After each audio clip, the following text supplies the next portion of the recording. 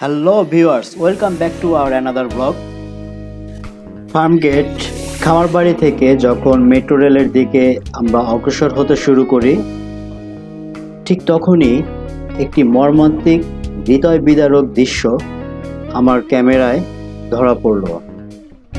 দেরি না করে আমি তাদের পর্যবেক্ষণ করতে শুরু করি এবং ধীরে ধীরে তাদের দিকে অগ্রসর হতে থাকি। কাছে যেতেই দেখি একজন অসহায় মা তার দুই সন্তানকে নিয়ে এমনভাবে বসেছিলেন যে আমাদের ওয়ার্ল্ড মিডিয়া মিনিস্ট্রি ঠিক যেন তাদের মতো মানুষদের জন্যই কাজ শুরু করেছে। আমি তাদের কাছে পৌঁছানো মাত্র মায়ের সন্তান দুজন আমাকে তাদের আপন করে নিল। তাদের এই আনন্দকে আরও পরিপূর্ণ করতে আমাদের নির্ধারিত উপহার অসহায় দুই ভাইকে হস্তান্তর করলাম। তারা তো উপহারগুলো পেয়ে ব্যাপক খুশি এবং খুশিতে অট্টহারা একদম।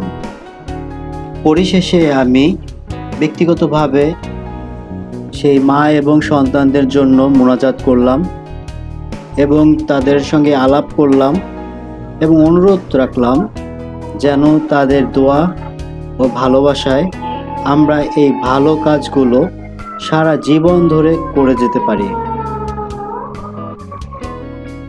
পরিশেষে বলতে চাই, সকলে ভালো থাকবেন, সুস্থ থাকবেন এবং মহান সৃষ্টিকর্তার সেবা করে যাবেন।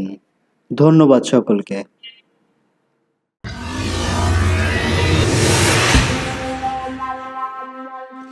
Hello viewers, welcome back to our another blog. Farmgate খামার বাড়ি থেকে যখন মেট্রো রেলের দিকে আমরা অগ্রসর হতে শুরু করি, ঠিক তখনই একটি মর্মান্তিক হৃদয় বিদারক দৃশ্য আমার ক্যামেরায় ধরা পড়ল। দেরি না করে আমি তাদের পর্যবেক্ষণ করতে শুরু করি এবং ধীরে ধীরে তাদের দিকে অগ্রসর হতে থাকি। কাছে যেতেই দেখি একজন অসহায় মা তার দুই সন্তানকে নিয়ে এমনভাবে বসেছিলেন যে আমাদের ওয়ার্ল্ড মিডিয়া মিনিস্ট্রি ঠিক যেন তাদের মতো মানুষদের জন্যই কাজ শুরু করেছে। আমি তাদের কাছে পৌঁছানো মাত্র মায়ের সন্তান দুজন আমাকে তাদের আপন করে নিল। তাদের এই আনন্দকে আরও পরিপূর্ণ করতে আমাদের নির্ধারিত উপহার অসহায় দুই ভাইকে হস্তান্তর করলাম। তারা তো উপহারগুলো পেয়ে ব্যাপক খুশি এবং খুশিতে অট্টহারা একদম। পরিশেষে আমি ব্যক্তিগতভাবে সেই মা এবং সন্তানদের জন্য মোনাজাত করলাম এবং তাদের সঙ্গে আলাপ করলাম এবং অনুরোধ রাখলাম যেন তাদের দোয়া ও ভালোবাসায় আমরা এই ভালো কাজগুলো সারা জীবন ধরে করে যেতে পারি।